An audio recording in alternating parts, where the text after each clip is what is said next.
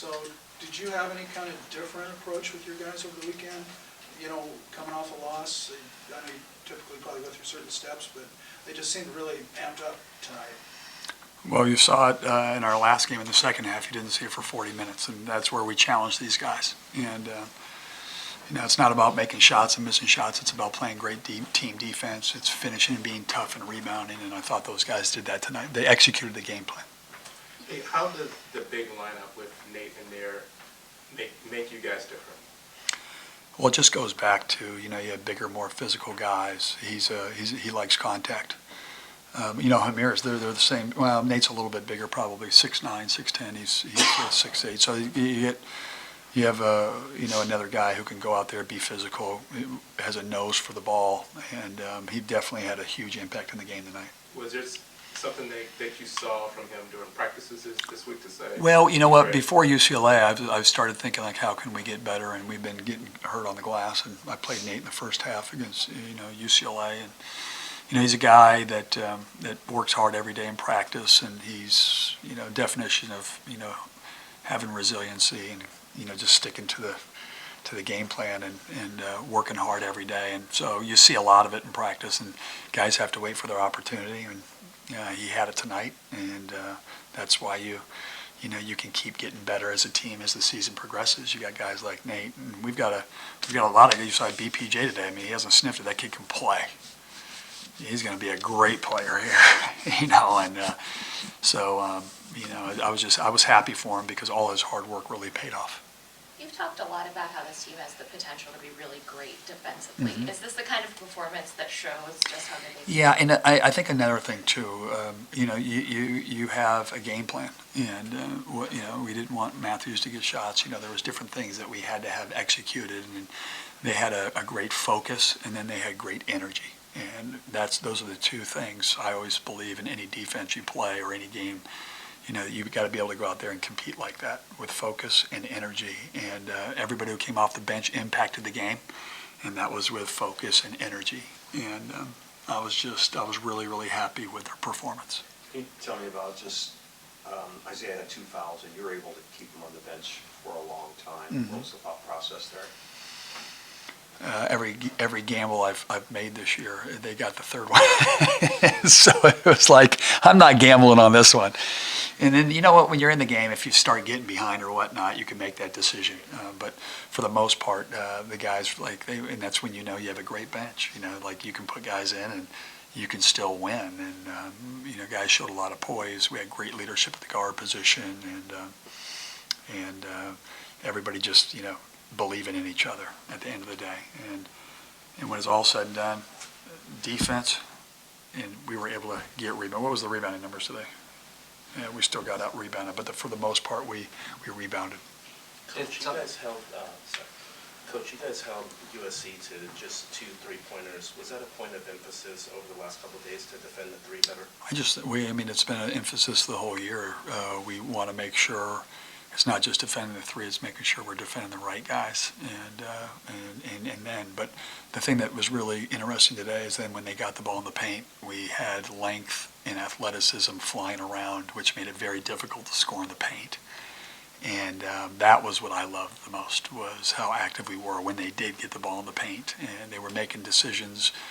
You know, with the way that we counted, we got 30 deflections in the first half. That's activity, that's disruption, and that's what winning basketball is all about. Did some of Nate's play today make it easier to leave Isaiah on the bench? There's no question. It was like I was talking when I was asking or answering Percy's question. It's all about, you know, if you can sustain it or keep adding. Our guys were adding to the lead. I mean, they were adding, and that's a great thing. We learned that about our team today. It's a heck of a thing. Jade McDaniels seemed like a different player tonight. You know, he's always had his talent level, but he seemed like he was much more inspired. I mean, he had 6 blocks at halftime. He was all over the place. He was frustrated because he had missed some foul shots and he missed some easy ones early. But the biggest thing that we keep telling these guys, you know, you don't have control of making and missing shots. What you do have control of how smart you play and how hard you play. And he impacted the game, winning. He didn't let that bother this. He was flying. The ball got down low. Boy, you didn't see anything. I mean, it was hard to finish around the basket. I mean, he's flying, active. And I thought a big part of the game today for us, too, was him not getting in foul trouble. He's been getting in foul trouble early games, and he hasn't been able to be in there. You know, he's a difference maker in all areas and aspects of our game, and we need him. Do you know what the season high is for deflections for you two guys? I just know we have a really good record when we have 35 or more in a game. We had 30 at halftime. Can you talk a little bit about, Isaiah's your most physical player down in the paint, and he's really shooting free throws well.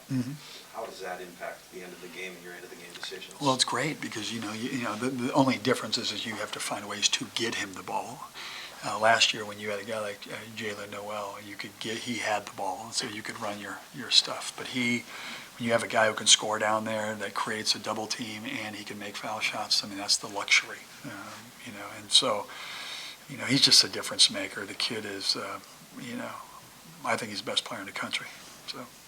It seemed as if you guys moved Isaiah out to the three-point line extended, because they were doubling teaming line on the baseline. Well, I thought, getting him away, we ran a little more spread offense. We're going to try to post J-Mac a little bit more and Nas. They're bigger than anybody they play against all year, and really, really talented. We got to put them in better positions. And Isaiah, he can shoot the ball. He's great. He's a really, really good shooter. A lot of people haven't seen that so far. And it ends up being another addition to what we can run and play. But Jade McDaniels, he's just a difference maker, special player. There was a point in the first half where Quad had a turnaround jumper, next play, steal, assist to Nas for three, then came back, next play, turnaround jumper. What kind of an impact does he have when you have a point guard that can do everything? Well, when we had the different lineups in there and Isaiah was out, he's a guy that can score. And so we ran a play out of a timeout, and he went and he did that little turnaround.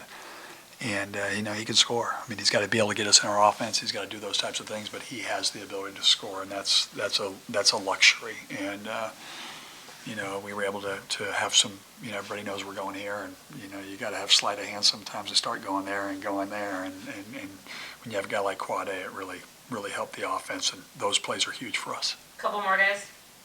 Let's check it. USC's a really similar team to you guys. How difficult can it be to play a team that is kind of built down low, built similarly to the way you play? Well, it's interesting. Andy's a hell of a coach. He's a great coach. He's a great offensive coach, and they've got some really young players. It's the same challenges that we all face.